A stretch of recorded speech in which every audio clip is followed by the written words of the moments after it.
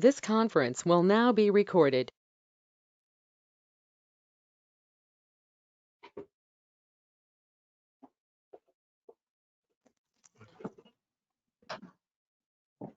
Good morning, everyone. We'll give it, folks, just a few more moments here to see if we can get some other people to join us. Welcome. Connie Sink is on as well on the phone. Who is that? Connie Sink. Okay, welcome. We have another caller. Hey, Russ, Sean Schlusser's with you with the American Legion. Oh, welcome, Sean.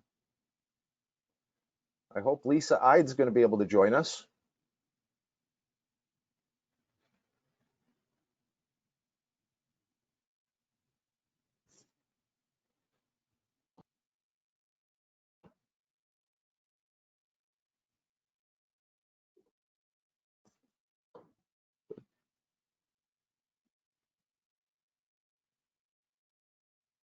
Well, I think it's probably time to get things rolling. Welcome, everybody. Thank you for joining us.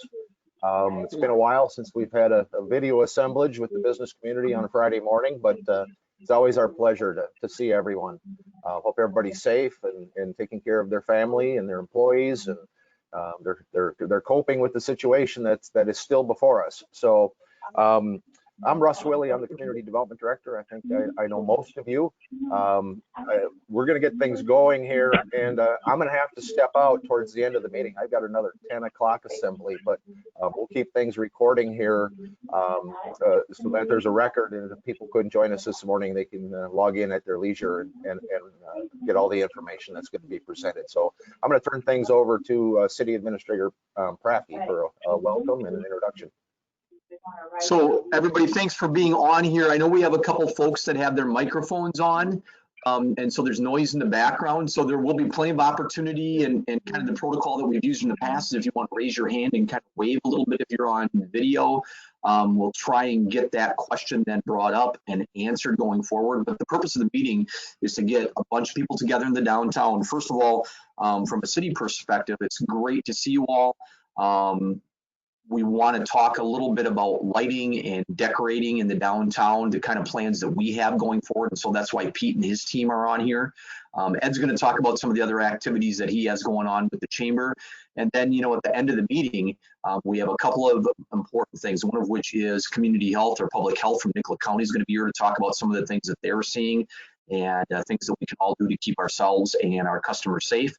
And then at the end, there's an opportunity for, from a downtown business owners group to talk about what plans you might be working on together. And so we'll leave that open. I think, Russ, we're going to, as we're recording this, we're going to put this up on our website or our YouTube channel, I think, as well. So if you have somebody that you've talked to that couldn't make it today and they want to see some of the discussion, they can watch it on YouTube and scroll through all the parts where I'm talking if they want to. They can fast forward through all that. So I think with that, Ed, I think you're up next to talk about a few things, and then we'll start after that talking about what the city's plans are for decorating in the downtown area. So Ed, it's your turn. It's just great to see everybody. Thanks for hosting this meeting, City of St. Peter, putting it together with GoToMeeting. Really appreciate that. I want to say that Market Fest has been wonderful, awesome, so fun to see people downtown. Thanks to Lisa, thanks to Julie, Jane Tate, Legion. It's been fantastic. Looking forward to the next iteration with Home for the Holidays, Christmas Market, the European Market downtown is going to be wonderful. I think November 28th to December 19 are the dates in my head, so those Saturdays in there, so that's going to be awesome. Trick-or-treating this weekend, tomorrow, I've heard that's happening, so downtown will be festive on Halloween, and another attraction, way to get people down. Want to mention that Nikola County Cares Grant is continuing. They're in the second round. It is now eligible to businesses, organizations, nonprofits of between 1 and 50 employees. So take advantage of that. Call us, 934-3400. we've been through the process, so we kind of know the ins and outs, what's eligible, what's not, as far as expenses that can be claimed. And we can direct you to the right people on that too. So I think I just want to turn it back to Russ to take it from there. Thanks, Ed. Public Works Director Moulton has joined us. I don't think he's ever been on one of our Friday morning calls, but welcome, Pete. And he's going to talk about the city's plans for the downtown holiday decorations. So, Mr. Moulton. Good morning, guys. As you guys know, in the past, we have done some decorations downtown. Right now, our plans are to do the Gray Street display. That's in the median between the two lanes of traffic, northbound and southbound. That'll come off of Gray Street and face Gray Street. So when you're coming down Gray Street from the campus, you can see the downtown spirit there.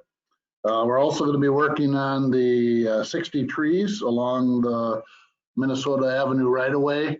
In the past, we've just done the lower trunks. This year, we're going to try to adventure up a little higher into the trees and do all of the trees if we can. Thanks, Ed, for the grant for partial payment on that. I know our parks crew is getting ready to pull all of that together. So we've got 60 of those trees between Chestnut and Walnut that we'll be addressing down there. And then just a reminder, as most of you know, the outlets, how they come on and off, will be related to the eyes that we have. We have 4 zones down there that are controlled by a photo eye that senses the darkness and then turns the lights on. So we'll be working with you guys to figure out how to keep that on or keep it active during the shopping season. To Pete, when you're talking about decorating the trees, we're going to do a little bit more than wrapping the trunks, correct? Yes, we're going to go up into the trees, do the branches, extend that up higher. They're bigger and stronger now, so we can handle pretty much, give it a nice different look down there. It'll be quite a bit more light. Yeah, I think this is the 10th Christmas season since the downtown improvements were made in 2009. So, but thank you, Pete, and your crews for all the hard work you do to keep things decorated, and we'll talk about the snow removal efforts here in a little bit. Sure. This time I'm going to talk about, in the historic downtown, we've typically limited the individual storefronts to things like garland and wreaths, some natural materials. I would expect that would continue to be the standard, but within your display window or windows, knock yourself out. You have free reign, do whatever you want to do to make that as decorative or as festive or attractive as you feel that is appropriate. But we've really tried to limit, the outside decorating of the historic downtown buildings. And I know before I got here, almost 20 years ago, there was they'd light the silhouettes of the buildings, and because of the fire code, we can't do that anymore, and we haven't done that for a number of years. So it certainly I think would look wonderful. There was an effort actually to perhaps consider some fundraising a number of years ago to get some wiring so it could be done appropriately, but that is not going to be an option this year. At this point, I'm just saying, does anyone have questions regarding the Christmas decorations, the lighting? If you do, wave your hand. Or if you're a caller, turn on Lisa. Lisa Ide, go ahead. So I'm sorry, I'm having trouble with my audio, but so I might have missed it. So is it just like green garlands and wreaths, or what is the city code? What are we allowed to do? Are we allowed to do lights? Are we allowed to do bulbs in the garland? Like, I just want that explained. Yeah, bulbs in the garland, that would be absolutely fine. But we've typically discouraged the outside lighting of the downtown buildings. And again, within the window, light it up as bright as you'd like, make it as decorative or as festive as you'd like. But we've always tried to maintain. Russ, I'm going to be flat out frank here. I don't want what we typically discourage. I want to know what the city code is. If there's code that we cannot have lights, then that's the rules. I'm a rule follower. I want to know what the rules are. Well, we've not required any downtown decorations to go to the Heritage Preservation Commission, which usually regulates the outside of the buildings, the signage, the the painting, sandwich boards and everything. I think many of you are familiar with that process. But there is no code per se, Lisa, that prohibits the lighting of the buildings. You would not be able to access, the city's electrical in the boulevard tree lighting boxes. So if it can be done, yeah, the businesses could do that. But again, we've tried to maintain some consistency. So Russ, let's differentiate a little bit. So if I'm trying to think of a business downtown. So if I have my big display window and I have like a window box underneath there that in the summer has flowers, but this time of year I'm going to put garland and things in that, I can put twinkle lights or something like that in that, right? Yes. So I've had a couple people ask me about the silhouette lighting, the lighting up on top of the buildings. And that was done 20 plus years ago. Before the tornado, that was done, and that was all on one circuit. We are not allowed to do that anymore due to the electrical code. And so if all the businesses and building owners downtown wanted to get together and they each have their own plug-in on their roof and they outline their own silhouette and everybody does it cooperatively in concert, that is perfectly cool. But it can be not one circuit. It cannot be just one circuit that goes from building to building to building to building. Each building has to have its individual circuit and its individual lighting. That's what's been in place due to the electrical code for for 20 plus years when we tried to get it going before. That's what we found out from that. But Russ, people can put up garland over their doors, on their awnings. If they have awnings, they could hang twinkle lights in their awnings with the garland, right? They could do that kind of stuff. I don't know if you're going to want to, because of our expansion with the lighting on the trees now going up into the trees since they're big enough, maybe that would be too much or a duplication, but you certainly could.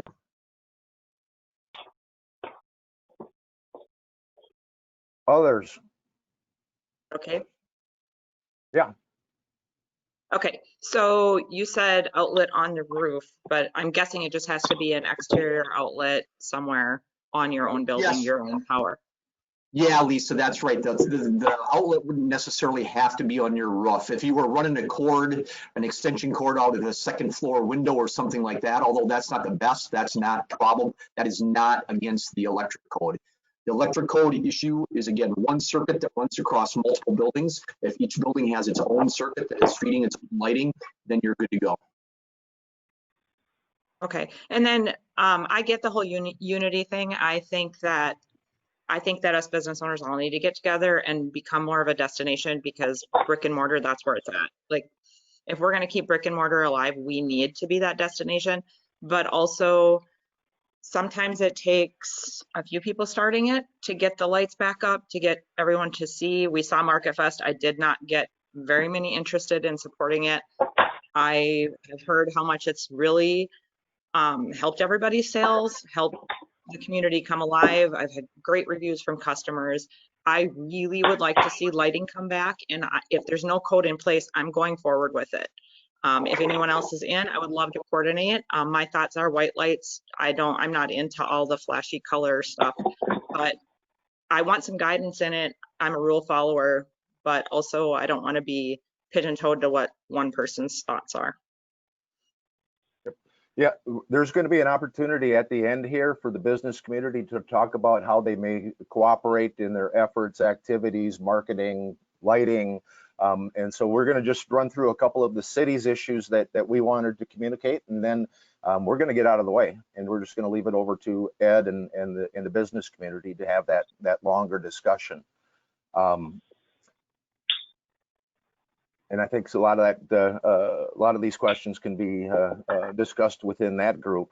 I wanted to touch on just the need to maintain, the proper handicapped accessible circulation on the downtown sidewalk when you have the public events.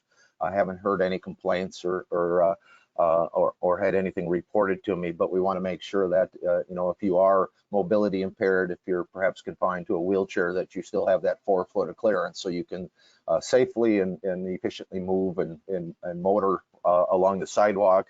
Also making sure that the pedestrian ramps on the corners are left clear for their access, and also if there's going to be any encumbering a street or street closure that perhaps had been discussed to make sure that handicap parking is maintained.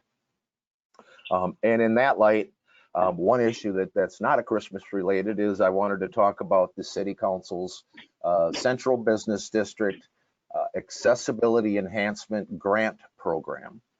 So I think most of you or all of you received a notice of a meeting that we're going to have on Friday, the 13th of November, to kind of talk about the process, the application process, the eligibility, but the businesses within the Central Business District. So if you're on the north end of town or on the very south end of town by McDonald's or on the south end by Dunkin' Donuts, it would not be eligible for this program. We sent a notice of this informational meeting to all of the building owners, but I know that doesn't touch the tenants often. So then I hand delivered a notice to the tenants that I could identify in the Central Business District. You will be getting an update, just like everybody did for this meeting, because we need to change the address as we went to that toll-free account. But we'll get that notice back out. Hopefully I can get those out even this afternoon. But the 2021 grant program, the council is setting aside the interest income from the revolving loan fund in 2020, which is expected to be about $28,000. In the 2020 grant program, the one that we wrapped up this summer, the city paid for the installation of automatic door openers. And we did a Swedish Contour on their Minnesota Avenue door. And then Riley Tannis Law Office, they actually have two because they've got the vestibule. And then Kind Vet Clinic, they have two because they have the vestibule. So this is for any improvement that increases the accessibility. So the automatic door openers, ramps, lifts, you name it, anything that would enhance the accessibility for those with mobility impairments. It's a one-page application, and we'll go over that on the 13th. So it's a pretty simple process. If we have applications that exceed the $28,000 and some dollars that are set aside, there will be a committee appointed that will help pick the recipients. And so we'll look at things like traffic count. I'm expecting perhaps there'll be more automatic door opener systems. If it is an exterior renovation that changes the outside of the building, then it would need to go to the Heritage Preservation. So there are some limitations as to what can be done for ramping. And just frankly, there's a couple buildings that would be a significant challenge given the number of steps onto the front. This is set up, it's a grant, becomes a grant program. It's actually set up as a 15-year loan with no payment. And if you maintain that improvement for the full 15 years, then the grant is 100% forgiven. And that would be our intent. Again, there's going to be an informational meeting November 13th at noon. We chose noon, and then again, that'll be recorded and it'll be posted so that folks can watch it again at their leisure. Any questions on that program? Very well. Like I said, if you received a notice last week, you'll get an update with a change in the login information, like we did with this meeting. We're going to jump back to Public Works Director Moulton. He's going to give a refresher on the city's downtown snow removal policy and practices. So, Mr. Moulton. Oh, and sure. I might pop. Well, it's only 20 after. I should be able to stick around. So go ahead, Pete. Yes, for our downtown snow removal, as you guys are aware, this year we've done a couple things that are different. We've worked with our business community down there to talk about where snow is pushed to and how we can assist. That was an elective program that downtown businesses had the opportunity to join in with a known fee if they so participated. We do have about 10 that have participated so far, wanting to have that happen. So not everybody needed it, which is great, but if they do have a need there, it's a great option for them. Snow removal downtown, again, during the holiday season, has always been a priority. We've tried to keep everything rolling best we can. We don't always control when MnDOT comes through, so that's sometimes a surprise on some of the sidewalk stuff there. But our policy has been that after a snow event, we come the following day and do the removals. And so that really is based on a couple of different things. And one of those is that if there's another event scheduled, we don't come downtown and remove snow if we're going to get another 4 to 6 inches. And so that's kind of redundant on our part. But we are aware of the shopping season. And so we're going to try to help out as much as we can to make sure that people have a place to park and that things can go smoothly. Our snow policy is on the city's website if you want to read it and take a look at it. So if there's any questions from there, let us know. Thank you, Pete. You know, we always do try to be mindful and know that the access to your buildings are very important. And so we try to stay on top of it. And I think Pete's crew does a pretty good job on that. Patty Conlon, I see you've turned your microphone on. Do you have a question, comment? Pete, how far do you come into the neighborhoods? I've noticed on occasion, I've got the Stone Sow Gallery that it's been shoveled and I think, wow, this is wonderful. Is that the city that's doing it? No, we're not that far down, Patty. We pretty much stay in the Chestnut to Walnut area, 3rd and Front Street areas there and accommodate from that point. Once in a while, if we do get a call for a sidewalk that hasn't been maintained, we will probably go through the intersection, but usually we leave that up to the homeowners. Well, if you ever do want to, just feel free. Thank you. You bet. Carol Hayes, did you have a question? I do. Actually, snow removal, I'm from Contents and Cooks and Company, and Sure. Snow removal has been an ongoing issue in our block for, I will say, years. There have been times when we've had people fall, many times, when the snow banks are maybe 3 feet tall and we're out there trying to shovel it. And I think if we're going to be promoting our downtown area, that has to be a priority. And I feel that it hasn't been in the past. I'm sorry to say, but we're here on a daily basis. And, it's really dangerous when people are trying to crawl over banks. And physically for us to do it, and perhaps it's more the state, when the state people come through and create these banks of snow. I just wish there were a way we could more efficiently handle that. It's just dangerous, and it's an ongoing issue for many, many years. Yeah, so you're talking, Carol, in the right of way? I'm talking directly in front of the store, just directly in front of the store.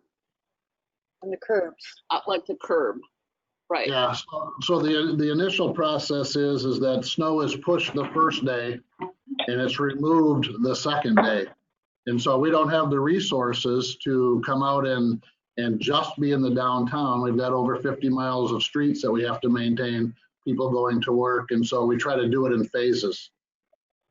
I understand that, but if we're really trying to promote our downtown area, our business district and our city, that people who drive through, and how many cars go through this 169 a day? Is it 25,000? Something like that. It's a lot of people.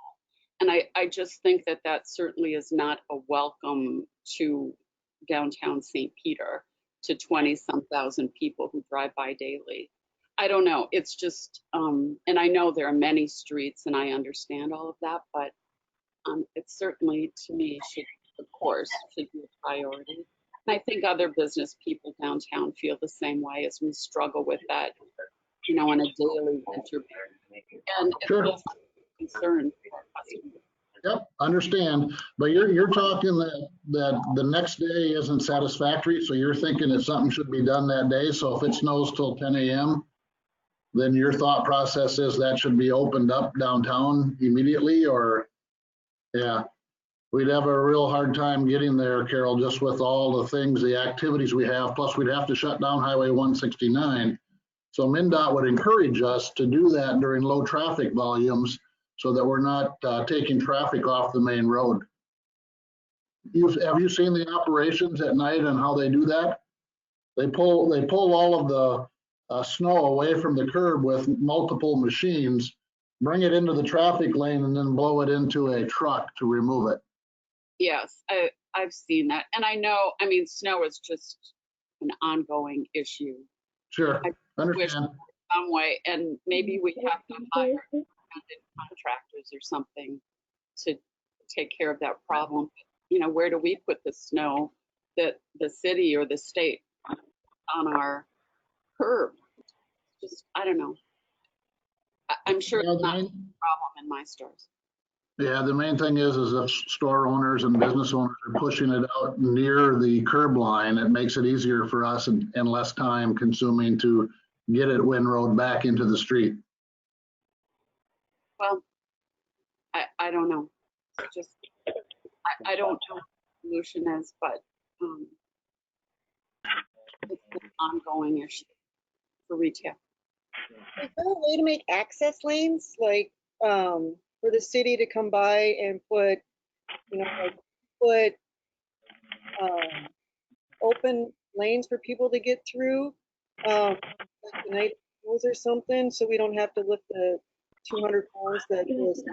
And is there a way to get little, I mean, we don't have to have the whole street, just so like there's like 3 or 4 places that people can safely get from the street to the sidewalk? Is there a way to do for the city to do that without confusion? Well, we do work on the radiuses at the intersections, but homeowners or business owners aren't restricted from doing that as well. You guys probably have a better idea where your traffic lanes are or where people will park to try to get into your business. So there really isn't a solution then. I mean,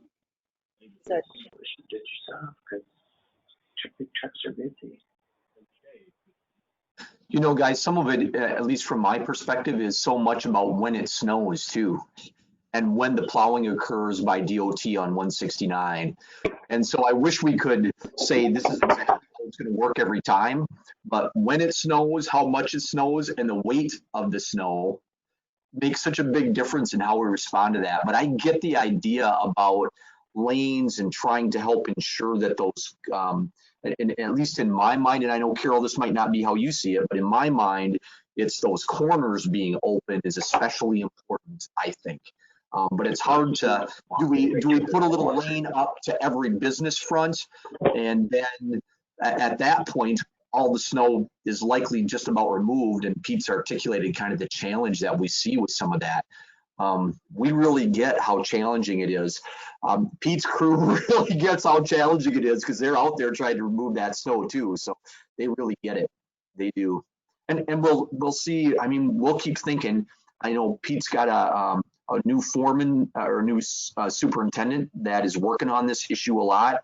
And so as we see and observe and learn more, we're always trying to improve that. But I don't know that we have a perfect solution, Carol. I wish we did. I don't know that we did unless it stops snowing. well, If it stops snowing. especially I do that. I signed up for the trade along one. and challenged, of I course. have permission to solve the street. Hey guys, we've got someone on a phone, I think it is, someplace that is not muted, and so it's making it impossible for Carol to be heard. So I think it's caller, if you're the last, oh, there you go, caller number 6. Thank you. Sorry, Carol, go ahead.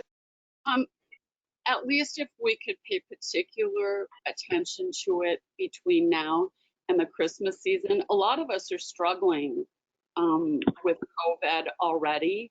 And so, you know, I don't know if we could just pay particular attention now and Christmas. And it would really be helpful. We all want to stay in St. Peter, and it's crunch time for us. So anyway, and I know everyone's doing their best. Sure. I don't know what the solution is, but if we could just pay particular attention between now and Christmas, it would be greatly appreciated. I'm going to interrupt and make a suggestion here. I feel like I have a little bit of knowledge in this area. We've had a snow removal business for 28 years, and we've had to come up with solutions for this. And I do appreciate the city of St. Peter. You guys do a great job with snow removal. A lot of cities do not come in and haul that snow away as promptly. Like, we deal with that. And doing commercial snow removal, there's a lot of issues with driveways and things getting blocked, and you just have to get the snow off the roads first, and then the businesses come back. So we do it in stages. We get their lots cleaned, we get their sidewalks cleaned. When the city and state's done with their deal, we come back as a service, break those holes through, or haul the snow out that they put on there in some cases, because not all communities do that for the businesses and residents. But as a cooperative, and I know it's more money and it's more investment for businesses, maybe the city can help us out in this way, but maybe there's a snow removal service that could, at certain points in the day, like right before opening on Saturday mornings. I remember Small Business Saturday, and I had 2 women fall under their cars on that pile of snow on 169. Very scary. We had to help get them from under the car. I did hire some guys to come in and shovel pathways through at that point, but maybe we have that set up ahead of time so that when prior to the stores opening, we have a service come through and make some of those walkways that you were talking about, Candace, and then throughout the day, because we can't pick the timing of the snow. Snow removal is a miserable business to be in, honestly. But so if we could pre-plan some of that and have at least times of the day where it's going to be clean and our customers can feel a little safer walking around their car. I wish that the state would not have changed those stoplights, because that traffic is way too fast for women to walk along, or people to walk along their cars and get to an opening. I think that's an issue we should address in the future and slow that back down. I don't know how we do that, but I do think there's some answers to the snow removal. We would have to be a cooperative. Maybe we could take some of that grant money for disabled people to hire like a little army of teenagers who probably need the job to come out on call to kill 2 birds with 1 stone. I also found it helpful. If I'm shoveling snow and I stand kind of in the way of the snow plows, they don't plow me in. So those are my suggestions. Well, we're Pete and his team. We're happy to continue to talk about what we can do. So we're open to new ideas. We just don't have a solution, so we're open to talk some more about it. And if somebody comes up with a great one, well, let's see what we can do together to make it work out.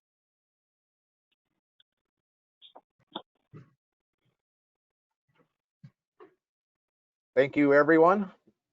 I think we'll jump to the next topic, and I'll make a note that next time I invite someone from the county to come to our event, that I put them on first. Kate Albrecht is here from Public Health at Nikola County. When we sent out the invitation, it was County Commissioner Marie Drannel that suggested perhaps there would be a role for someone from the Public Health to talk about, again, to remind everybody about the safe practices. And so we've invited Nicollet County. And Kate, are you still with us? I am, and I believe Bree Allen is also with us from Nicollet County. Okay, welcome, Bree. Hi. So you two, like I said when I sent you an outline, Kate, I said veer from that, change it, just ignore it. But we just want to have you fill us in with some information. So Bree and Kate, thank you. Yeah, thank you for having us. We can share maybe just a little bit about what we're seeing lately with COVID-19. And to share some information, there were some ideas to share with the group. So I'll just touch on a few of those. So just general updates from Nicollet County. We are seeing considerable community transmission. 50% of our cases are due to community transmission, so they're not specific to one particular environment like long-term care. And 25% of all cases do not know how they got COVID-19, which is probably the more unnerving number. It used to be that everyone knew exactly how they got COVID, but that's not the case any longer. So our weekly cases are on the rise. We don't anticipate them decreasing with the holidays approaching. So we are encouraging everyone in Nicollet County to make sure that they are taking precautions to prevent the spread of COVID-19. Luckily, risk of transmission is diminished in transitory settings like retail establishments, where individual interactions and contact are more limited in duration. However, if things get busy with shopping, businesses do have to plan for how they will monitor occupancy to allow for 6-foot social distancing, increase cleaning of high touch services, et cetera. And I know you probably all know that, businesses are required to have a COVID-19 preparedness plan, which does address, workplace cleaning protocols, source control, et cetera. And if anyone is ever looking for some advice or assistance, please feel free to reach out to us and we can work through some of those things and brainstorm. If you're questioning occupancy or cleaning, let us know. Food service was mentioned as maybe something to touch on. If anyone is serving food, you will need a license from the appropriate licensing agency. So if you're a retail establishment and wanted to provide food, it's probably MDA, Minnesota Department of Agriculture. If you're not sure, you can always contact Jesse Harmon, our environmental health director. He's a wealth of information, so he's a good contact if you have any questions about that. But just a note, with COVID-19, food should not be served nor shared communally. So samples might be out of the question this year. But again, Jesse is a great contact for any of those questions. I'm happy to answer any questions or try to. Kate is a public health nurse, and she started with us this last month. So she's a good resource as well. So are there questions? Patty Conlon. Does that directive include things like wrapped Halloween candy or wrapped prepackaged things or Christmas cookies? I'm guessing that are baked in the establishment are out of bounds. No cider, no coffee, like that. So that is not my forte. That's probably a good Jesse question. Or MDA, if you're a retail establishment, if you're licensed already by Jesse, that you can contact him. I'm not positive. I don't want to give any advice that's incorrect. I would just think through thinking of the public health implications. Communable candy, maybe not a great idea. Things would have to be more individually accessible, so you're not all touching the same surfaces. So just some considerations there. So if you were to have something like coffee or cider, maybe having someone put out small cups, from your setting with gloves on and individually placing them versus having people pour their own. There are ways to process through that. Gloves, though, that is one thing that we are very careful. We see a lot of retail establishments, more food industry, wearing gloves for extended periods of time, and it doesn't make gloves effective. The whole point is to keep replacing the gloves, especially when you're handling money. You want to be using new gloves. So we tell people if they're not required to use gloves, just make sure they're using hand sanitizer or washing their hands, versus gloves kind of give a false sense of security sometimes. Thank you. Thank you, Bree. Other questions? Carol Hayes. I'm not sure how to handle this on Saturdays, busy days for us. On occasion, we'll have 6 women friends come in shopping together. This happened last Saturday. And so obviously they're not social distancing, which I don't have a problem with. However, I had a customer say to me, well, those girls are not social distancing. It's really hard to handle. I mean, I'm not the police. And I talked to the police about it. They're like, there's nothing, no, we can't do anything about that. But, how do you handle that? I mean, these girls come in together. And how can I say, well, you have to be within 6 feet of each other? I don't know how to handle that. Thoughts? Just from my own personal thoughts, if people are coming in as a unit, that's one thing. I'd be more mindful of if the store gets more full with separate parties. If they're already going to lunch and having a day together, it's maybe not you wouldn't have to be one to break that up. But if it's looking like there are a lot of different parties all at once in your establishment, that's when you'd want to say, hey, can, the most recent people, do you mind just waiting? We're kind of full right now. I think that's the bigger concern. Okay, that's our concern as well, and that's kind of how we handled it until other people have a problem with, girlfriends. It's like, I don't know, stay home then. You know what I mean? It's like, I don't know.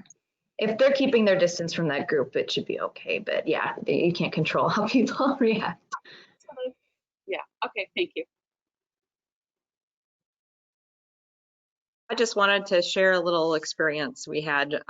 So Carol, I know you have some events coming up and are concerned with traffic. While we were having Market Fest, my capacity did get to the level where I had to stop.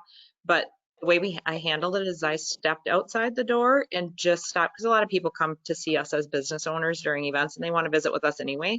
So I let the people that were indoor shopping, and we kept our safe social distancing and talked outside. And as people came in came out, then I stepped in the door and they followed in, and then we would step out and stop the next. So you can do it in a way that's not like, oh, COVID's controlling us and COVID says, like, I'm over that. But there are ways, and customers are adapting. People do peek in the door, and if it's pretty busy, they'll stand outside and wait. So I don't know, maybe we're talking about Christmas market later, but maybe that's a way of keeping some of the activity outside so that we can handle the levels of traffic.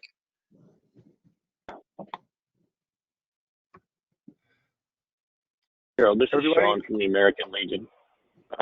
Wondering, can we schedule a site visit at some point? Are you willing to do something like that? We're just about done with our remodeling project. We'll be opening up here soon, and I sure would like somebody to just give us some assistance and make sure that we're doing all the right things and focused on the right areas. Yeah, site visit from public health? Yes. Yeah, that's fine. We've met with other businesses, so yeah, just reach out. And we'll schedule something. Perfect. Thank you.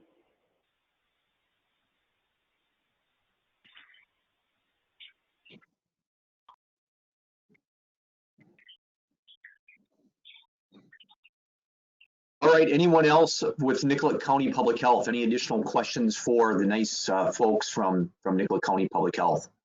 And I know they're open for questions. You can give them a call anytime. I don't know, Bree, if you want to put a number in the chat or an email site in the chat, that might be really helpful for folks as well.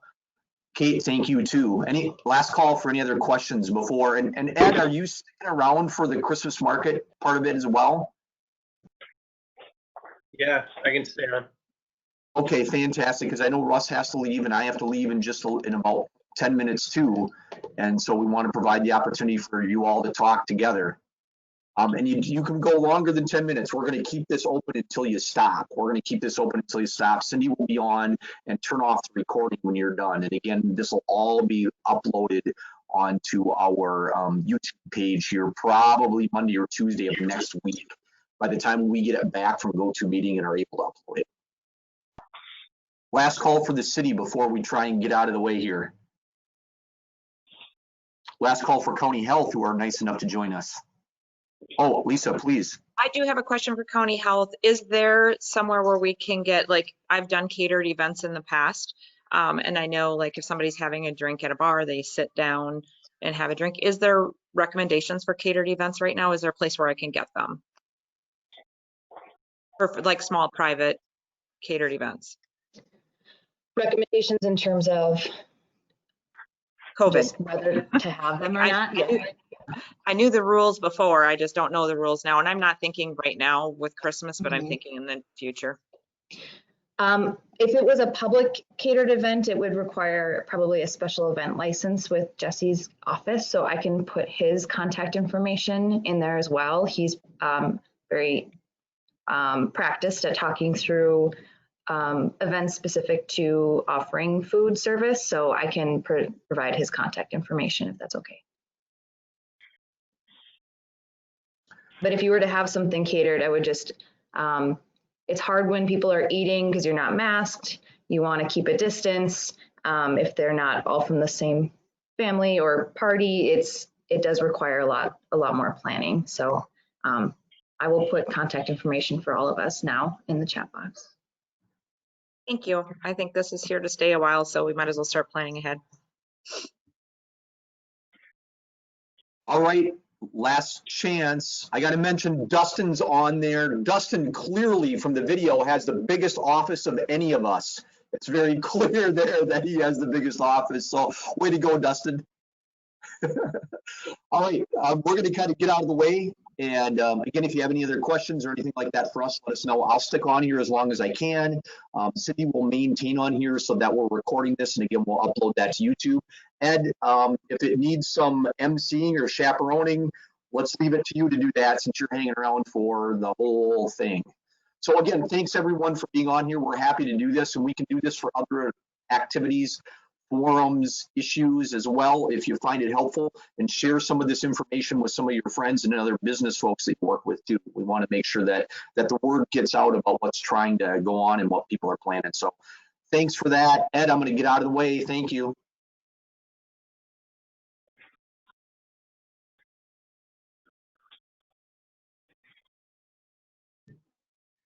I'm not sure if that was an introduction or not, but let's keep the conversation free flowing. Maybe Lisa wants to take it from here and talk about Christmas market, home for the holidays, Christmas market, European style market. Some nice big plans. We're super excited about it. Well, yeah, I'm going to start out really informal. I've been super busy. I don't know, all of you know, we're opening another storefront across the street and trying to keep St. Peter full and busy instead of for sale signs up. But that being said, we have been working on a Christmas market, Julie and I, and a little bit of Jane Tate. She mostly focused on Market Fest with us. But we do have plans in the works. I know we have to go through city approvals. I had promised a application for that on Monday, but honestly, a lot of things are still up in the air. We could use some help in it. How we see, I don't know if you guys are all familiar with the European Christmas market, but the 4 weeks of Advent is markets outdoors, food vendors, of course, licensed food vendors, retail markets, fun. But so a few things we have started already are I have a gal working on a live nativity for downtown. I have a blacksmith. I have a flame worker, which is a glass blower. Cub Scouts or Boy Scouts want to sell their wreaths, and they would man a fire pit with s'more kits that they would sell. We're looking for a licensed kitchen to put those s'more kits together for them to keep it all safe. Or maybe we can just purchase something and they can resell it. They're working on that right now. I do have carolers. I know people are concerned about carolers, but COVID isn't going to stop us from everything. Caroling can be done safely. We can distance. We'll be outdoors, and some musicians. So that's what we have in the works. I'm looking for ideas. I'm looking for help. I don't know that I can pull this off on my own. We're hoping to keep it to 6 to 8 retail vendors outside, just because then we can help provide some tents and some space heaters. A lot of vendors have their own, but we are asking a lot of them to be outside. We are working on getting somebody to sponsor the coffee stations and warm up places for them. You guys, the vendors when we get distant vendors, they become our shoppers. I've done vendors for 5 years now, and a lot of those vendors are lifetime shoppers with me. So it's a win-win for us. Even if we don't get people shopping outside, we've gained these vendors. I know a lot of ours have been local just because of COVID, and we've been trying to keep that spread down a little bit. But I think we have room to bring outdoor vendors from other areas, and people are excited. Our vendors were happy with what we were doing. I'm open to ideas. I'm open to help. I think this is kind of a separate meeting. We really don't have a committee. Julie and I email message back and forth things when things come up, and we put out fires and we make new plans. I know, Ed, we talked about some funding for Market Fest are ongoing for Christmas market, and we did not put in the application there, mostly because I don't want to keep taxing little bits and I want a large plan. I want this to be a future thing. I see Market Fest going on next summer. We started planning it last fall. It was supposed to be June through August of this year. Well, with COVID, everybody froze and we stopped, but I think we would have all benefited from starting it in June.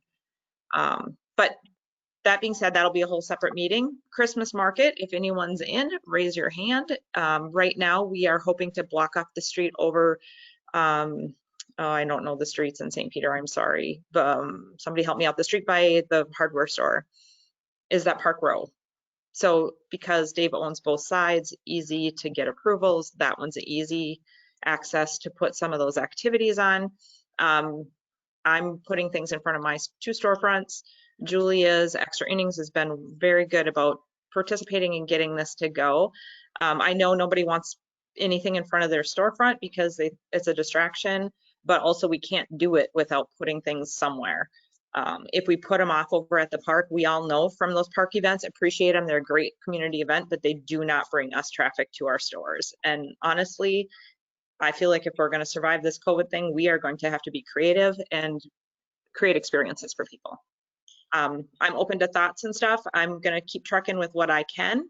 If somebody wants to step up and take over, great. If somebody is better at organizing, or if there's an attorney out there that would like to set up nonprofit for us so that we can run finances and not have to busy up Ed with them, anything would be welcome.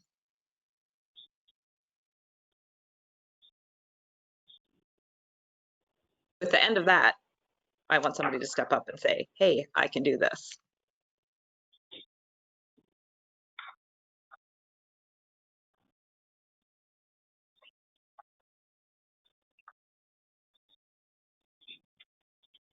Lisa, this is Sean from the Legion. Did I understand that Jane Tate was supporting you? Oh, I'm sorry, I cannot hear you. My audio is not good. Will you say that again? Yep.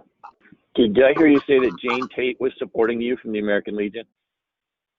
Yes, Jane Tate had partnered with us in putting together Market Fest. And all of the vendor fees were going to, as a donation to the American Legion. So we were charging, well, it was $50 a vendor. 25 of it went back if they showed up and followed all the rules. With all the COVID stuff, we just needed a little bit of power, whatever $25 gives you. But yeah, the American Legion took the donations, and Jane went way beyond what anyone has asked of her. Okay, great. I'll touch base with her too and encourage folks at the Legion to continue to support your events. Okay, thank you. Also, you guys, if there's something that's not working for you or an improvement you'd like to see, I only have 2 eyes. Like, I've been doing my best, and if there's something you don't agree with the way, we're open to suggestions. Go ahead, Candace. Well, Carol, or Carol. Both of us were just talking. I am limited staff now that we don't want it. We're both like physically working 7 days a week, 4 hours a day.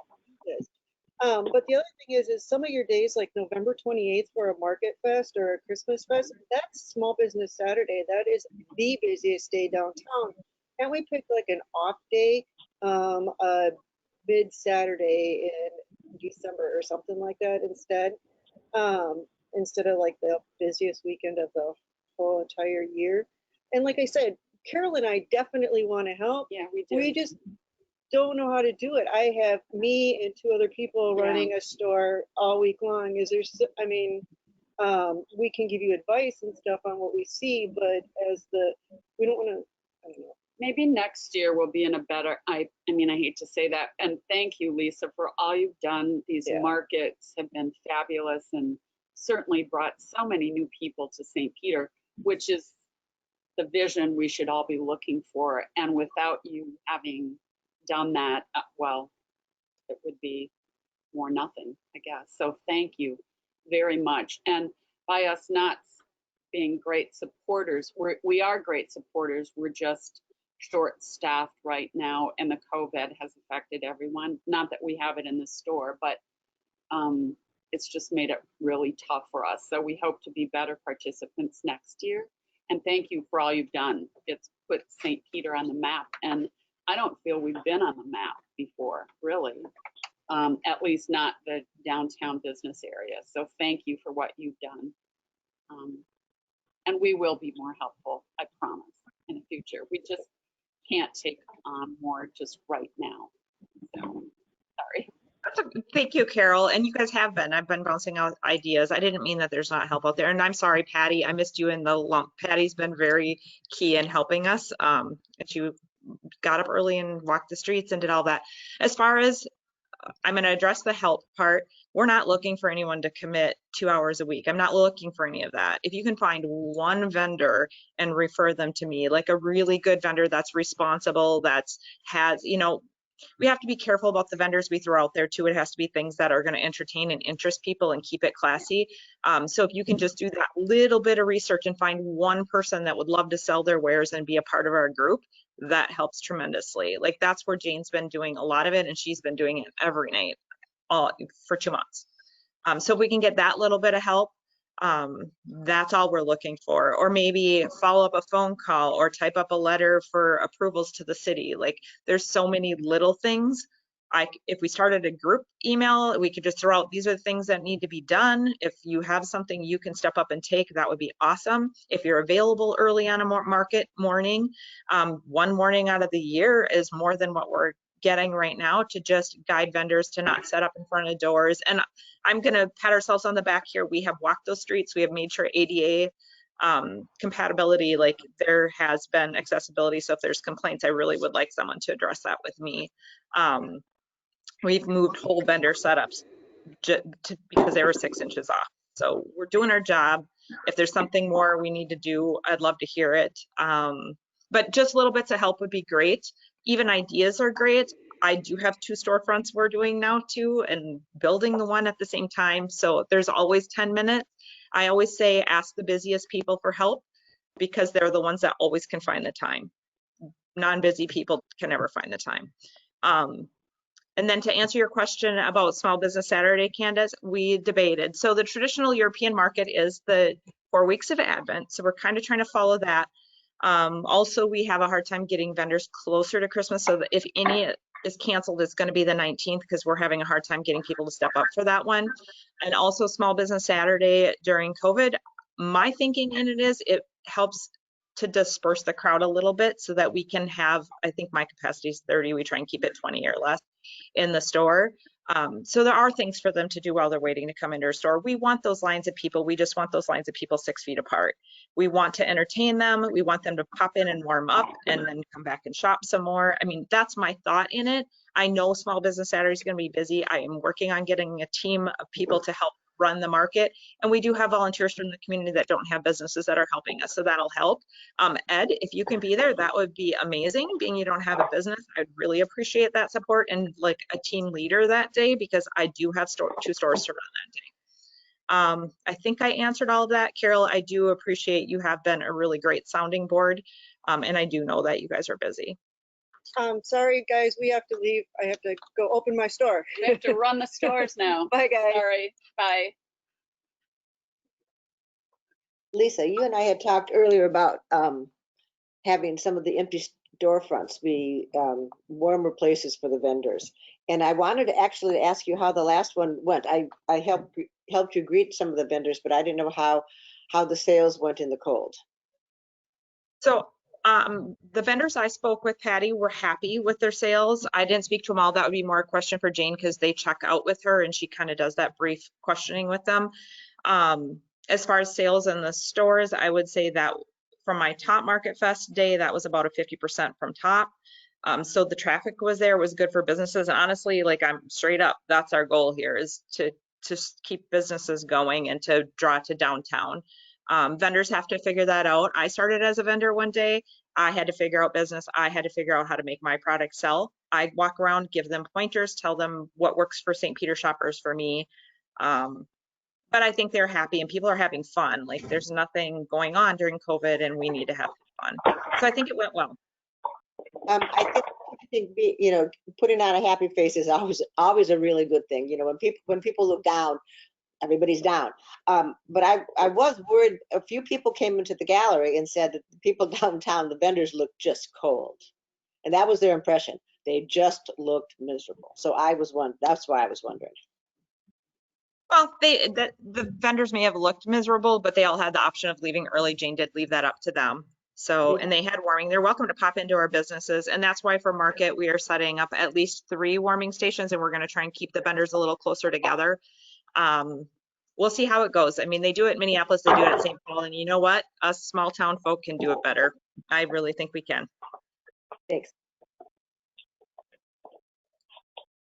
Oh, hi. I was just going to mention, I'm kind of in the same boat too. I'm out here 7 days a week or whatever, but I would love to help because I'm actually an organizer for 1 Million Cups, so I feel like I can probably get you some referrals in for vendors if you just want to send me a list of kind of what you're looking for, and I can mention it and see what I can bring up for you.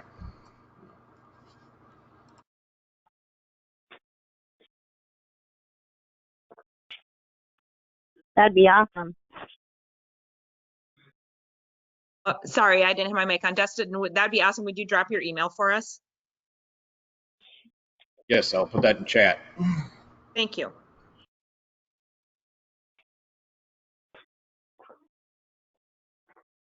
Okay, I'm going to ask one more time. Is there anybody that has, if it's a negative thing, something you'd like to see changed? I know Candace mentioned Small Business Saturday, and we'll discuss that a little bit more. You don't hurt, my feelings aren't hurt too easily, you guys. So honesty would be great.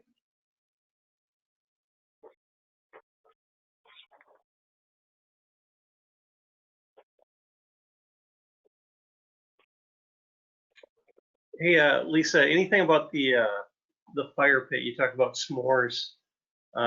That's kind of exciting to me. I like backyard fires and bonfires.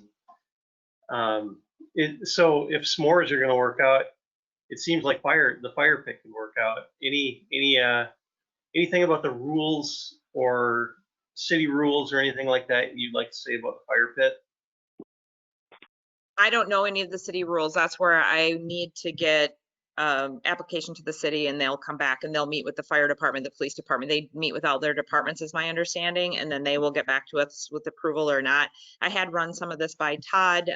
Nothing really stood out as a no, or he didn't say that, or maybe that's not his position, but I was encouraged to get the application to the city for it. So I'm sure there'll be restrictions and things how we have to do it, but I guess as far as state code and all that, other communities do it. So I'm assuming there's a way. Where there's a will, there's a way. I hope that St. Peter doesn't get in the way of its own progress, I guess. Sounds good. Anyone else comments about Christmas market or anything? It is. On that note, Ed, I also want to say, I did mention the glass blower and all of that to Todd, and he said that there would be things we had to go through to get that to happen. I did talk to those vendors. They don't have regulations on how they set up, but the way they do it in their own self-regulating is safer than when these mechanic trucks go out with torches and things. So I have looked into that a little bit. I would send my kids to see it. So they do it out here at Pioneer Power. They do it at events in Minneapolis. It's just small town, doesn't like to stick their neck out too much. I don't know that we are. It's been a tried and practice thing. So I'm hoping we can get it off. Honestly, I can't make promises for how much time I have. If anyone has time, I would love to take it. Sounds good. Any other comments about anything from anybody? Emily, good to hear from you. Hi, guys. Good morning. Lisa, just because we're down farther and we push traffic to you guys, and we're definitely Market Fest supporters, but Frey just being a different kind of industry, I guess, because we don't need as much foot traffic as you guys need. Frey would definitely be willing to sponsor like a warming house or donate coffee, hot chocolate, that type of thing. I am also short. I need 2 stylists. If anyone knows anyone, send them my way. But we are so busy. So we want to take part, but since we're a little farther down and we want to push, we're always pushing our foot traffic to all of you that way. I would like Frey's name on something. So if we can do, we could definitely donate hot chocolate. We could donate coffee, do a little tent, anything like that, that would help. Space heaters. I just physically don't have the bodies to man a tent and pack up all our retail is a little bit more intricate and that type of thing. And we have our own walk-in retail sales, so we're definitely willing to help that way. I just wanted to throw that out there. I would love to be able to do more as well, but I just can't at the moment either. So just throwing that out there as well. Thank you, Emily. And actually, we would take a sponsorship. Jay Zender had also offered, and there is cost in getting these, the blacksmith, they have cost involved. They've offered to donate a few things, but I feel as businesses, we should cover their costs at least. They're not being paid to be here. So I will be contacting you and touching up on that. And I've been thinking about your retail too. There are things we can do to get your guys' retail seen by these without you having to man a tent. We'll just have to cooperate as businesses. Maybe you set up a little display in one of our stores, and that I'm totally open to that. We do send people. So yeah, no, we feel very blessed that we're at where we're at because we don't need that constant foot traffic. But I just want all you guys to know we're pushing them immediately when they come, especially for their girls' weekends down in the spa. We are directing them. I'm like, grab your girls and just start walking. You're gonna hit every store all the way down. So, but Frey is very appreciative as well. We're just so extremely busy with our own clients, and we would love to make something work. So whatever we can do to help, whether it's monetary or coffee, whatever, just let us know. So hook me up on an email, and I can also send vendors your way because I do know some vendors too. So thank you. That helps.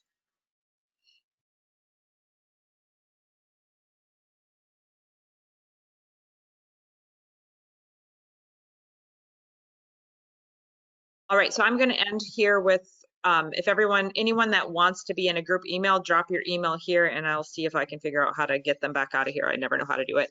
And we will just start a little group. So anyone that wants to be kept up to date and more involved and at like what you can, I guess all I ask is if you say you're going to do something, you get it done, because it's so frustrating to me when it doesn't happen. But any little bit of help is greatly appreciated. And I think that we can really put St. Peter on the map, as there's no small towns doing this yet, you guys. I think Excelsior does one, and Minneapolis and St. Paul are the only ones I've found so far. So. Yeah, I would just echo that it's super cool. And thanks so much to Lisa and Julie and Jane, other organizers, sponsors stepping forward, and the shoppers. I mean, people who've come here and helped make St. Peter a destination with Market Fest and now Christmas Market. It's all fantastic. It's I'm just kind of craning my neck a little bit looking at the clock. It's about 10:09. Anything else from anybody? I think we're ready to adjourn then. So if there's a motion to adjourn or anything, we could make that official. But otherwise, we can I think end the meeting. Let's get back to work. Excellent. Thanks everyone. Happy Friday and have a great weekend.